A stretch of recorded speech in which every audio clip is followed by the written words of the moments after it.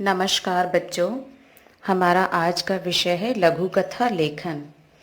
लघु कथा यानी कि छोटी कहानी। बच्चों, किसी भी प्रकार की छोटी कहानी लिखने के लिए हमें कुछ बातों को ध्यान में रखना होता है। उनमें से सबसे पहली बात है कि हम कोई भी कहानी लिखें तो उसमें रोचकता बनी रहे। दूसरी बात, हम जब कहानी लिखें तो उसमें कुछ पात्र अवश्य हों। तीसरी बात कि हम उन पात्रों में संवाद अवश्य करवाएं, बातचीत अवश्य करवाएं। और जब हम उनमें कोई बातचीत करवाएंगे, कोई संवाद करवाएंगे, तो उनके संवादों से, बातचीत से चौथी महत्वपूर्ण बात उत्पन्न होगी, जो कि है स्थिति या वातावरण। जैसे दुख का वातावरण, खुशी का वातावरण या फिर किसी समारोह का वातावरण। उसके बाद जो सबसे महत्वपूर्ण बात है वो है उद्देश्य, शिक्षा या विचार। आपकी कहानी में किसी न किसी प्रकार का कोई उद्देश्य हो, कोई शिक्षा हो या कोई विचार अवश्य हो। इसके साथ बच्चों 3 बातों का और ध्यान रखेंगे।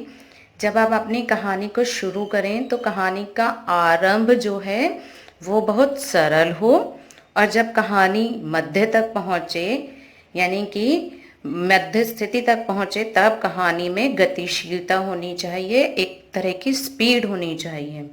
और जब आपकी कहानी अंत तक पहुँचे तो ये कहानी विचारोत्तेजक हो, यानी कि इस कहानी में कोई विचार अवश्य हो, अंत तक आते आते कोई भाव अवश्य हो, यानी कि कहानी पढ़ने के बाद मन में किसी न किसी प्रकार का भाव या विचार उत्पन्न होना अनिवार्य है। यदि कोई भाव या विचार उत्पन्न नहीं होता तो कहीं ना कहीं आपकी कहानी में कोई अधूरापन है, कुछ छूट गया है। आपको एक उदाहरण देकर समझाना चाहूँगी बच्चों। कई बार आप अपने साथी से या किसी से, मित्र से कह देते हैं कि कोई कहानी सुना दो, और वो मजाक में ही बोल देता है, एक था राजा एक थी रानी, दोनों मर गए, खत्म कहानी। अब यह कहानी क्यों नहीं हो सकती बच्चों? क्योंकि इस कहानी में, कहानी के जो मैंने आपको तत्व बताए हैं वो सभी तत्व विद्यमान नहीं हैं।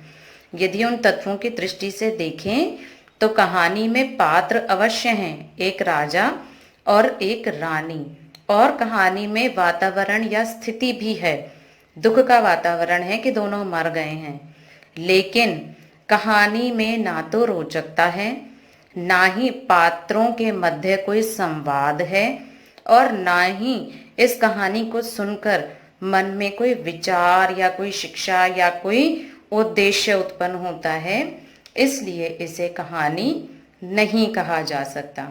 तो बच्चों, जब भी आप कोई कहानी लिखें हमेशा ध्यान रखें कि आपकी कहानी में रोचकता हो, पात्र हो, और पात्रों के अनुकूल संवाद हो, और उन संवादों से कोई स्थिति या कोई वातावरण उत्पन्न हो, और उस कहानी में कोई उद्देश्य हो, कोई शिक्षा हो या कोई विचार अवश्य हो। आशा करती हूँ आपको जो महत्वपूर्ण बिंदु समझाए गए हैं वो समझ में आ गए होंगे। धन्यवाद।